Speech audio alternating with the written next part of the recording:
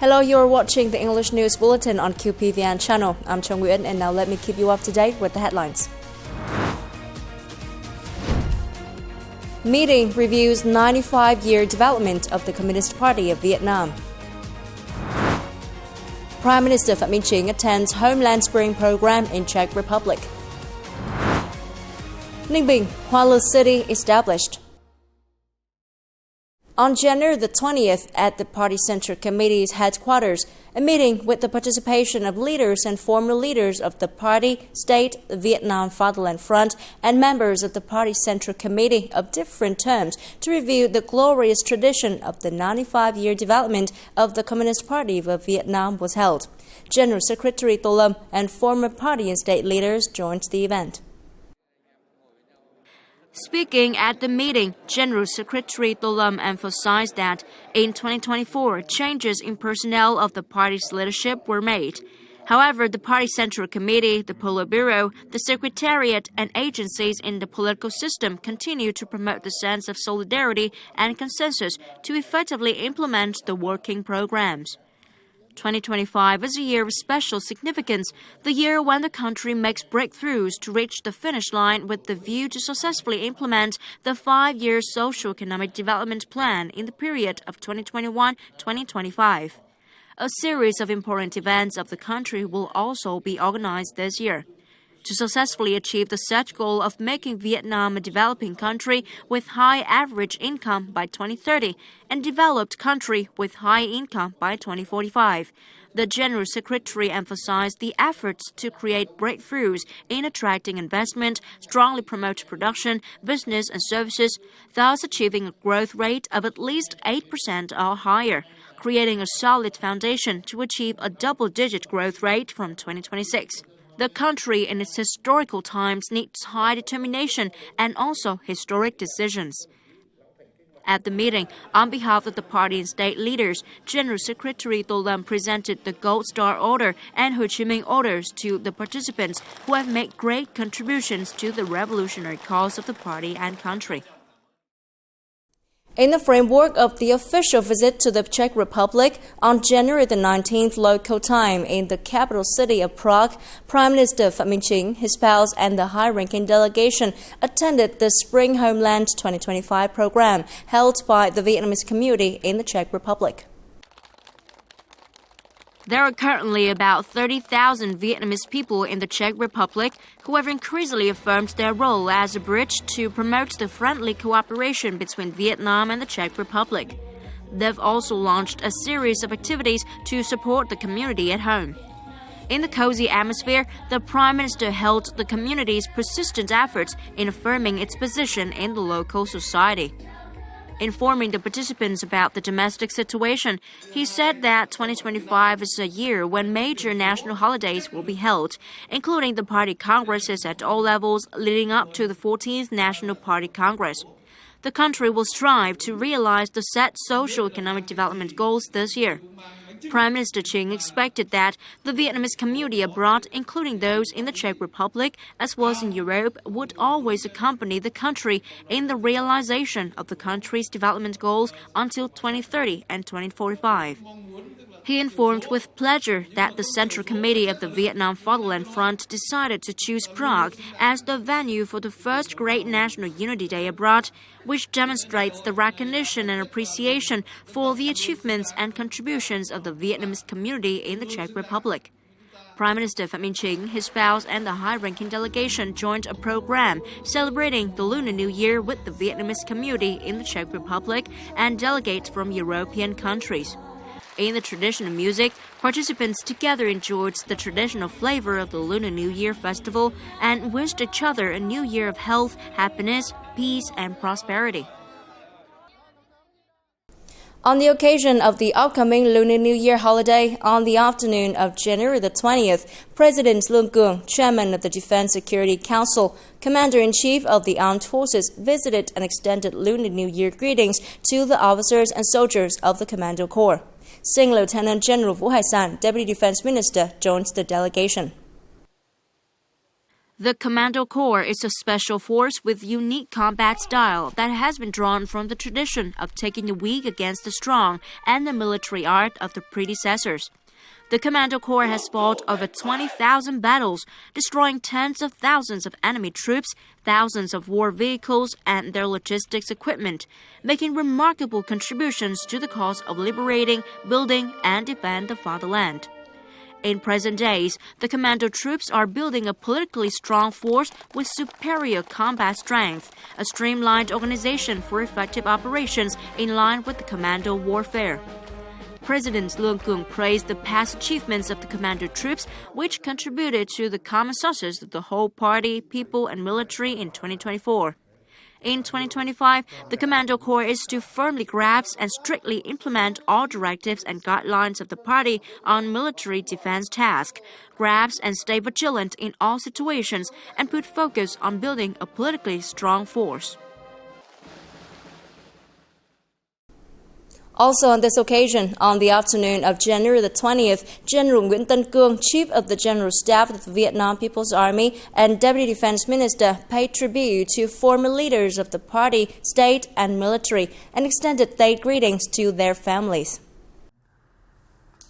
In solemn atmosphere, General Cương offered incense and paid tribute to former General Secretary Lê Khả Phiêu, former President General Lê Đức Anh, General Võ Nguyên Giáp, General Chu Huy Mân, General Văn Tiến Dũng, General Đoàn Khuê, General Hoàng Văn Thái, General Lê Trọng Tấn, General Phùng Quang Thanh, Sing Lieutenant General Nguyễn Khắc Nghiên, and Lieutenant General Nguyễn Hải Bằng. On the occasion of the upcoming Tết holiday, General Cương presented gifts to and wished the families of the former leaders of the party, state, and military a happy and prosperous New Year. Inquiring after General Đỗ Bá Tị, former National Assembly Vice Chairman, former Chief of the General Staff of the Vietnam People's Army, and Lieutenant General Đặng Quân Thụy, former National Assembly Vice Chairman, General Cương briefed the former leaders of the outstanding achievements of the military in 2024 and the key tasks rolled out for 2025. He wished the former leaders and their families good health and a happy Lunar New Year, hoping that the predecessors would continue to make valuable contribution to the cause of building a strong Vietnam People's Army. The same day, Senior Lieutenant General Võ Minh Lương, Deputy Defense Minister and head of the organizing committee for the celebration of the 80th founding anniversary of the Vietnam People's Army and the 35th Whole People's Defense Festive Day, chaired a conference to review the activities organization. The event saw the attendance of Senior Lieutenant General Nguyễn Văn Nghĩa, Deputy Chief of the General Staff of the Vietnam People's Army. Activities celebrating the 80th founding anniversary of the Vietnam People's Army and the 35th anniversary of the Whole People's Defense Festive Day were proactively, comprehensively, and widely carried out with many outstanding highlights, achieved many sound successes, and profound educational significance, closely following the direction of the Politburo and the Secretariat, the Central Military Commission, and the Ministry of National Defense. General Lương asked units and agencies in the whole military to review the performance to better coordinate with other units, thereby demonstrating their responsibility and creativity in organizing major events well in 2025, especially in cooperation with other departments and localities. Coming up next, cross-border online retail platforms to have representatives in Vietnam. Ninh Bình, Wireless City established. During the state visit to China by General Secretary Tô Lâm, both sides agreed to designate 2025 as the Vietnam-China Humanity Exchange Year, marking the 75th anniversary of the establishment of the diplomatic relations between the two countries. With this important event, we pin high hope for promoting cultural and educational exchange, as well as strengthening and connections between the people of both nations, further solidifying the lasting friendship between Vietnam and China. To gain a deeper understanding of the significance of the Vietnam-China Humanity Exchange Year, QPVN reporter had the opportunity to interview Ambassador Nguyễn Văn Thơ, former Deputy Minister of Foreign Affairs. What kind of impact will the destination of 2025 as the Vietnam-China Humanity Exchange Year have on the relationship and cooperation between the two countries? During the recent visit to China by General Secretary Tô Lâm, both sides agreed to designate 2025 as the Vietnam and China Humanity Exchange Year to mark the 75th anniversary of the establishment of diplomatic relations between the two countries. This is a highly significant event in building political trust between two nations, enhancing and expanding cooperation, and deepening ties in various fields such as economy, trade, investment, science, technology, tourism, education, and training. It also contributes to strengthening and deepening the strategic cooperative partnership between Vietnam and China based on the spirit of comprehensive cooperation, long-term stability, future-oriented development, and the four good spirit, good neighbors, good comrades, good friends, and good partners. In 2025, the China and Vietnam Humanity Exchange Year, what specific activities are expected to be implemented, sir? As I mentioned earlier, the senior leadership of both countries have agreed to designate 2025 as the China and Vietnam Humanity Exchange Year. Relevant parties from both China and Vietnam are currently planning a variety of prominent and diverse activities to commemorate significant national events, especially the 75th anniversary of the establishment of diplomatic relations between the two countries. These activities will include exchanges between friendship dignitaries, youth exchanges, interactions between the people of both countries in border areas, as well as cultural and artistic events. Notably, January the 18th, 2025 marked the 75th anniversary of the establishment of diplomatic relations between Vietnam and China. Both sides are also in discussions to organize practical activities to celebrate this major event, including initiatives such as following uncle's footsteps in Guangxi and Guangdong. I'd like to stress that the people are very important, and the consensus of the people is crucial. The people are the foundation, so we must engage with the people and strengthen the social foundation of Vietnam-China relations, making these relations more sustainable. As President Ho Chi Minh once said, that Vietnam-China traditional friendship are both comrades and brothers. I think both sides of Vietnam and China need to make concerted efforts. I am confident that there will be a wide range of vibrant activities to implement the ideas and directives of the senior leaders of both countries. Will deepen and elevate the Vietnam-China strategic cooperative partnership to new heights, serving the interest of both the peoples of both nations, as well as promoting peace, stability, cooperation, and development in the region and the world. The Ministry of Industry and Trade is proposing that traders and organizations with cross-border e-commerce activities in the Vietnamese market must apply for a license from the ministry.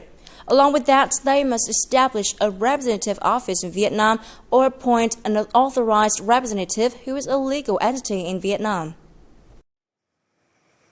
Cross-border retail platforms will be prohibited from selling goods and providing services without completing procedures with e-commerce management agencies. According to the draft, e-commerce support service providers, intermediary, logistics, and payment services are also prohibited from providing services to platforms that do not meet the conditions for operation in Vietnam. The law on e-commerce is expected to stipulate the responsibilities of representative offices or authorized legal entities in Vietnam to ensure the rights of domestic consumers. Recently, the authorities of Ninh Bình province organized a ceremony to announce the establishment of Hoa Lu City along with its recognition as the first-class urban area. Deputy Prime Minister Ha stressed that the recognition of Hoa Lu City being the fourth city in the Red River Delta region to meet the criteria of a first-class urban area not only affirms the city's outstanding achievements in development, but also marks a milestone in its journey to becoming a Millennium Heritage City and a creative hub. For the city to become a unique and typical Millennium Heritage City of the Asia-Pacific region, Deputy Prime Minister Ha asked Ninh Bình to review and complete the urban development planning of Hoa Lu with the stature and model of a heritage city, a cultural industrial center with a 100-year vision. And that's all for now. Remember, you can always watch news again at QPVN.vn. Now, thank you for watching and hope to see you next time.